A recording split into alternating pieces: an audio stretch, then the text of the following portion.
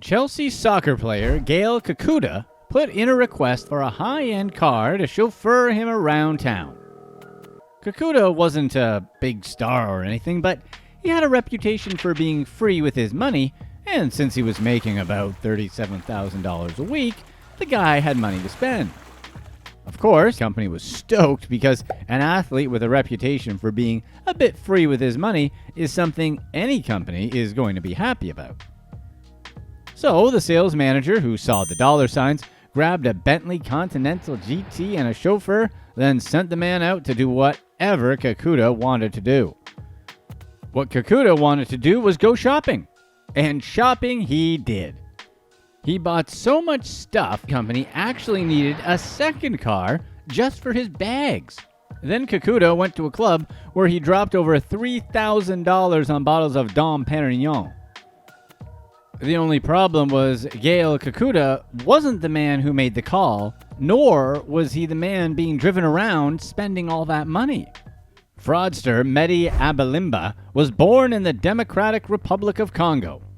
As tensions rose in his country, he fled with his family to the UK and settled in London back in the 90s. Besides his country of origin, not much is known about Abalimba's real life. When he joined the soccer scene, Abalimba seemed to have a promising future in sports.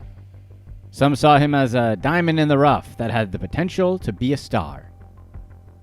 At the age of 16, Abalimba went to some tryouts in Liverpool where the club assesses a player's ability and potential to see if they would be a good fit. At 17, he signed a contract with Derby, a second-tier club similar to AAA minor league baseball. And by 19, he joined Oldham Athletic, a Tier 4 team similar to Single A minor league in baseball. So his foot was in the door, but pretty far from the big leagues.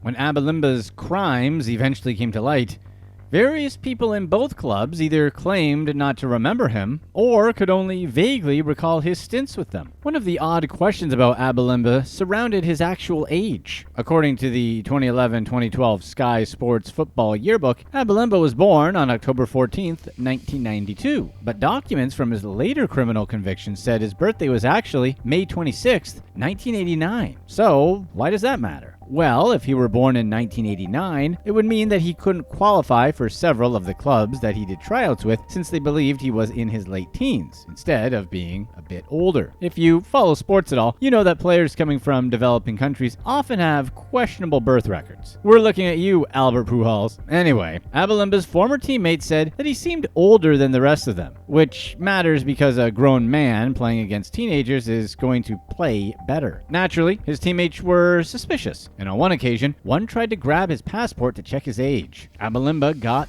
pissed. Abalimba's career wasn't the one he dreamed of. Although he had moderate success with a few clubs, he never became a household name. But he knew that with fame would come wealth and respect, and if Abalimba couldn't get the status he desired on his own, he would have to find other ways to live a life of luxury. Although Abalimba's career slowed down, his lifestyle did not. According to an article by The Athletic, he desperately wanted the glamorous life of a soccer star, with hefty paychecks, flashy cars, mansions, designer clothing, and chauffeurs. In his mind, professional athletes got to skip the lines at clubs and head straight to the VIP area, always had beautiful women at their sides, and had access to exclusive nightclubs and hotels. So if he didn't have the athletic ability to build this life on his own, he would have to find another way, and that's exactly what he did. Abalimba was at a tryout for a club in Scotland when he met Michael Antoine Courier. The two clicked instantly and became good friends. Players thought highly of Abalimba, and at the time, everyone seemed to like him. Antoine Courier let Abalimba move into his apartment when he needed a place to live. Then, one morning, Abalimba said he wasn't going to go to training, which at the time didn't concern Antoine Courier. Then, Abalimba's roommate received a call from his bank to discuss irregular purchases made with his account. Someone had used his information to buy designer clothes, hotels, flights, and other stuff. the shopping spree came to $17,500. Antoine Courier didn't initially suspect Abalimba until he realized his credit card was missing. The police showed him security camera footage of the fraudster making purchases using the missing card, confirming that Abalimba had stolen his identity. Before the police could catch him, Abalimba fled to another part of the country and took on a new identity: professional soccer player Gael Kakuta. When a taxi company received a call requesting a top-end vehicle for Chelsea soccer player Gael Kakuta, they were happy to assist. Kakuta joined Chelsea as one of the most promising young prospects in Europe 7 years earlier, but hadn't lived up to his reputation since he became a member of the club. Still, he had a good reputation and a contract that was reportedly worth $37,200 a week. The taxi company's sales manager booked a Bentley Continental GT for the player and instructed the chauffeur to take him wherever he wanted to go. But the chauffeur didn't realize when he picked up Kakuta that it was actually Abalimba who got in the car posing as the Chelsea player. Having been instructed to cater to Abalimba's every need, the driver drove him to a mall where he indulged in an extravagant shopping trip. Abalimba bought so much stuff that they needed a second vehicle to handle the overflow items. Next, they visited a nightclub where the scammer bought $3,250 worth of champagne. Over the next few weeks, the chauffeur took his client to stay in some of London's finest and most expensive hotels, where Kakuta racked up $12,000 in bills. He also treated 4 girls to a $1,300 helicopter ride over London and then took them to a mansion outside the city. Although he rented it for $1,000 a night, the women thought it was his. Since everyone around him thought Abalimba was a wealthy athlete, they were willing to make allowances for things like his needing to borrow credit card details for purchases or promising to settle accounts later. Nobody doubted that Kakuta had the money to pay them back. Problem was that they had no idea that Abalimba was masquerading as Kakuta and committing fraud in his name.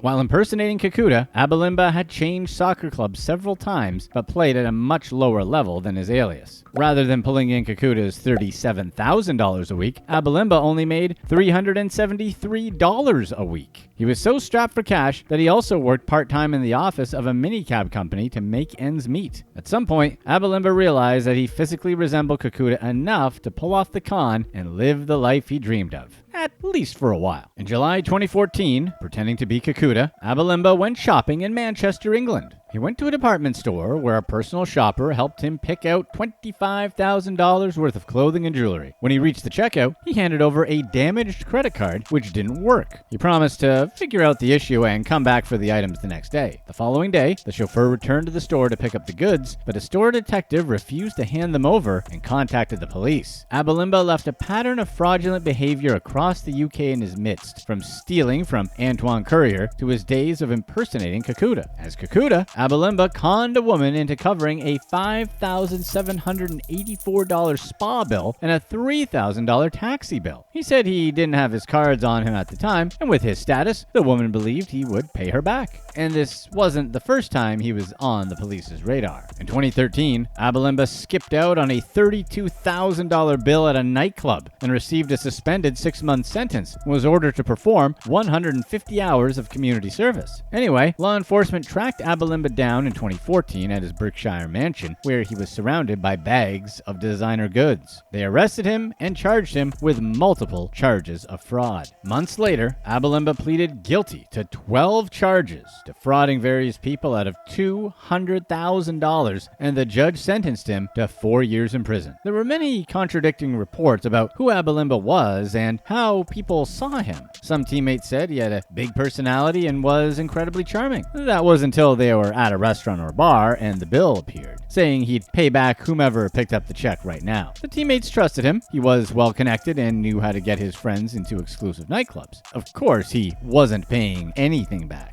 One teammate said that Abalimba was a good prospect and strong player, but another claimed he was never at Premier League level, Premier League being the highest level in soccer. Even when he was in jail, Abalimba couldn't stop himself from charming and scamming a 50-year-old prison nurse. She smuggled a cell phone into the prison for him, and when her employer found out what she did, she was arrested and sentenced to 20 months in jail for misconduct in public office. Abalimba left prison in 2017 and focused on finding a new soccer club. He headed back to Derbyshire to play in the Northern Premier League, the 7th tier of English soccer. Abalimba's time on the team was volatile. 14 minutes into his debut, the referee benched him for getting too aggressive with an opponent. A similar incident happened during his second appearance. From there, he didn't play many games, but still earned 2 red cards, meaning he was sent off the field and prohibited from playing for the rest of the matches, and he only scored 1 goal. In early 2019, reality TV star Georgia Steele met Miguel Johnson. Johnson was an Atlanta native with a famous mother whose identity he couldn't disclose, and she was a TV personality who fell in love with Johnson. After 2 months of dating, paparazzi snapped pictures of the two together. The Sun newspaper printed the images and asked the public to identify Steele's new mystery man. Someone contacted the newspaper and identified Miguel Johnson as Abalimba, a notorious fraudster. Although Steele was shocked, Abalimba claimed he told her everything and said that the two were great and that Steele felt bad for how her man was being judged. But 24 hours after Steele learned of Johnson's true identity, she discovered $17,000 was missing from her account. Although Abalimba denied his involvement in the situation, she cut off all ties with him. By the time Abalimba was arrested for conning Steele, he had begun a relationship with Claire Mary, the ex-wife of another soccer player. Although he pleaded guilty and was sentenced to 23 months in prison, he hid his stint behind bars from Mary. Instead, he told her he was in Kuwait on military service and would be home soon. They spoke on the phone every day, and if she heard a noise in the background, she assumed it was to do with a military operation. Abalimba left prison in March 2020 and met up with Mary, who thought he'd returned from Kuwait. Then, she discovered multiple unauthorized transactions someone had made using her debit card, totaling $63,000. If you're enjoying this video, be sure to stay tuned right here for our past release to find out how this guy made millions pretending to be a spy. Another alias that Abalimba used was that of NFL running back Tariq Cohen. The owner of a chauffeur and concierge company, Mark Bilton, got a call from someone claiming to be Gustavo, a representative of the Chicago Bears running back. Gustavo requested that Bilton look after his client during Cohen's stay in London, and Bilton agreed to go the extra mile to please the high-end client. In return, Gustavo promised Bilton gifts and an introduction to Elton John. He said that Diana Ross was his godmother and that he would make sure that, moving forward, she would only do business with Bilton's company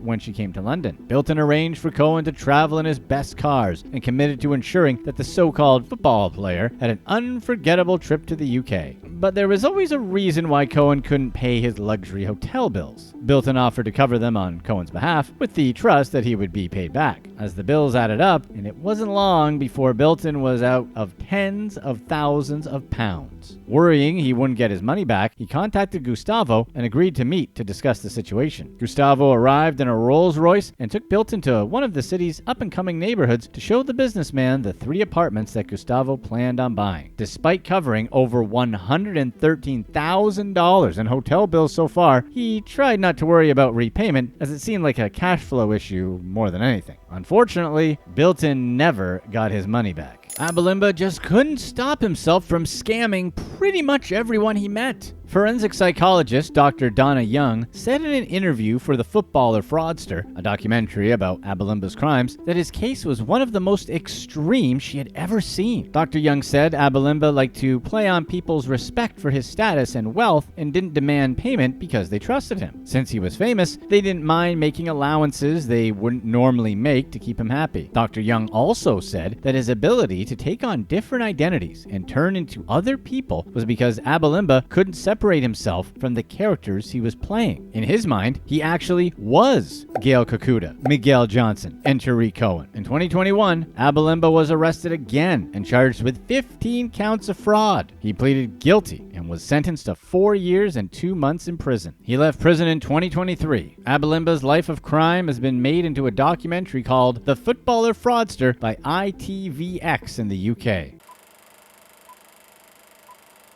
Robert Freegard already had a long history of spreading lies before working as a bartender at a British pub in the early 1990s. There, he crossed paths with a trio of students from nearby Harper Adams Agricultural College.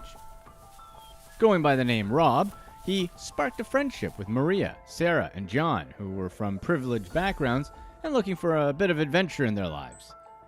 They seemed to find what they were looking for as they learned more about the friendly and mysterious bartender.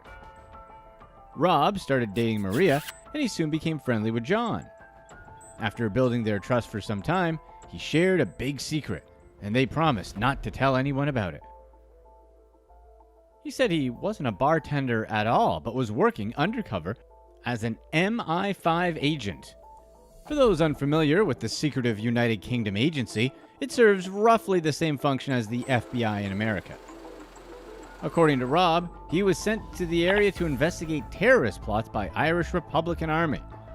Members of the notorious militia, he said, were behind multiple deaths, including the death of John's college buddy, which had been staged to look like an accident. In retrospect, it's easy to lay out the intricately woven lies and misrepresentations that Rob made about himself. As for his actual identity, however, it's not always so easy to suss out the truth. He was born in 1971 and hailed from Derbyshire, where his single mother raised him and his sister. They moved around a lot during his formative years, and those who knew him as a student described him as mostly quiet, introverted kid. Of course, he always seemed to find some joy in pulling pranks on his classmates, which paved the way for the scams and schemes he hatched later on in life. By the time he was 14, Rob had dropped out of school and spent the next few years forming the basis for a life built on lies and deception.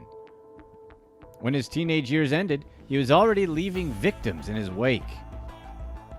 He struck up a relationship with a teacher several years older than him. He began scamming her out of her money after convincing her that he was independently wealthy as a young man. The teacher, Allison Hopkins, tried to break things off when she found out that he had fraudulently used her credit card and accessed her bank account to pad his own pockets. This was all after Allison agreed to extend a personal loan for £1,500 that he had no intention of ever repaying.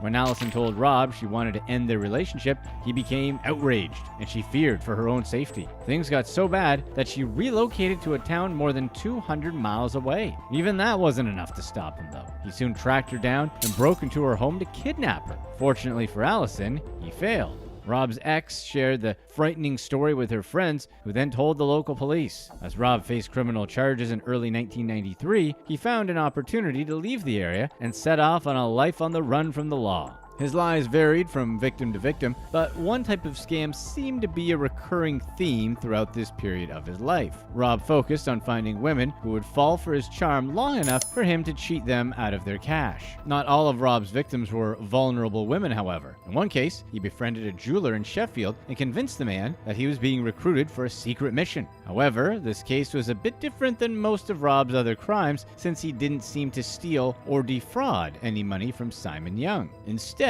he developed a series of increasingly bizarre tests for Simon to complete in the area. For starters, he specified where his victims should travel, including the bus routes, staircases, and even doors he should use during his daily activities. A few of the humiliating missions Rob convinced Simon to complete involved reading a sexually explicit publication while riding on the train and delivering a can opener to a bartender at a local bar. Although these and other related tests had no real purpose and were apparently just an effort to embarrass his supposed friend, Rob told Simon that it was all part of a much larger plan still in progress. After cutting ties with Simon, Rob moved on to another victim.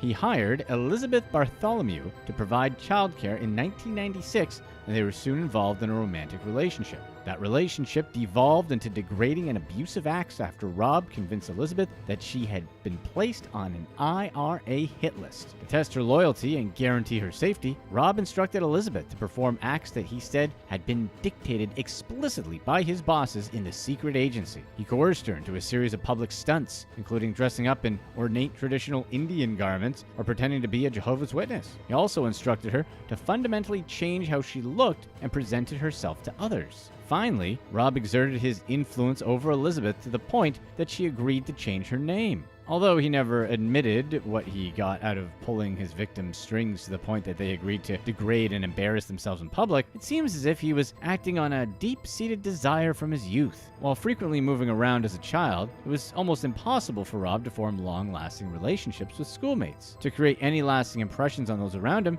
he felt as if he had to plan and execute increasingly alarming stunts and pranks that would get a rise out of his chums while embarrassing his victims. As he grew older, his desire to be noticed never fully subsided. In fact, it grew even more pronounced, as did his ability to develop bizarre and humiliating hoaxes to watch those around him jump through hoops. Along the way, he built up a convincing persona that helped him bridge the gap between a relatively harmless prankster and a cruel con man. Not satisfied with merely embarrassing his victims, Rob became increasingly motivated by a desire to get rich through his elaborate schemes. Years after he met John and Sarah at the British pub and convinced them that he was a member of MI5, his bigger plan fell into place. Throughout the late 1990s, he acted on a scheme to extort his victims out of hundreds of thousands of pounds. Specifically, he convinced John to embark on a top-secret mission and successfully extorted more than 300,000 pounds from his family. Similarly, he hatched a scheme that allowed him to scam Sarah and her family out of another 200,000 pounds. During this period, he also convinced Maria to marry him, adding her surname Hendy to his name, officially becoming Robert Hendy Freegard. He used coercion and threats to keep the force intact, but he continued to look for other victims throughout the same period. One notable example was Leslie Gardner. He met the woman at a nightclub and told her he worked for a nuclear fuel company. Using this lie as the basis for his long con, he stole another 16,000 pounds from her.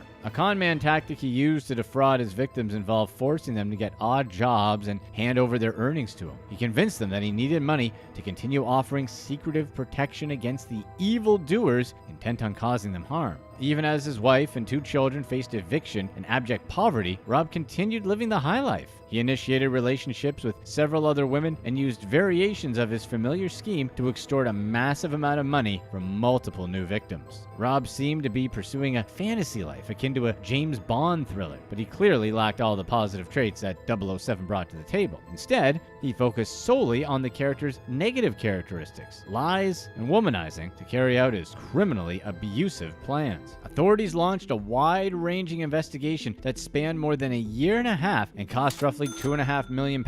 In the end, various agencies pieced together an intricate tale that Rob used to con different individuals out of their money. It took a while for investigators to determine the extent of a decade-long scheme, but it all seemed worth it when prosecutors developed a case against him with a host of criminal charges, including 2 counts of kidnapping, 8 counts of criminal deception, and 10 counts of theft. In total, law enforcement officers found that he directly extorted money from at least 8 victims, 7 women and 1 man. The counts against him were enough to land him behind bars for the rest of his life upon conviction. One of those victims was Kim Adams, who became his fiancée in 2002 and lost roughly 22,000 pounds. After realizing her mistake a bit too late, she refused to remain a helpless victim and staged a scheme of her own that helped bring Rob to justice. Thanks largely to Kim's testimony during the trial, a court found Rob guilty in 2005 and sentenced him to life in prison. Kim helped authorities track down a laundry list of incriminating evidence, including a stockpile of passports belonging to women who were previously reported missing. The investigation was enough to convince prosecutors that the case should go to trial, and even most of his lawyers seemed uninterested in trying to defend his actions.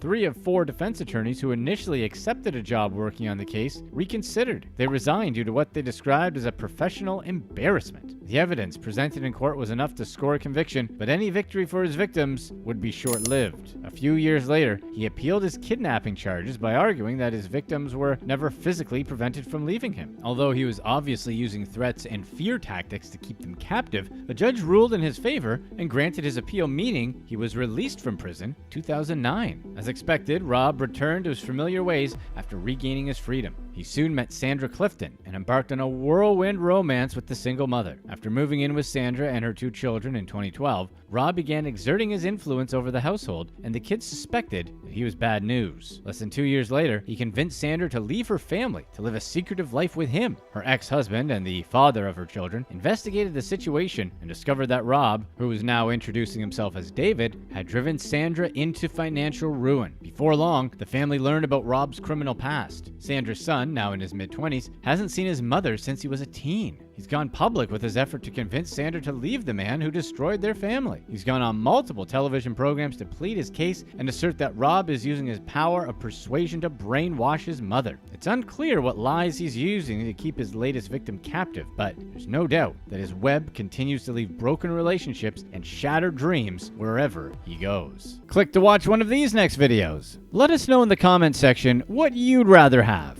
500 grand a year for life or $25 million right now.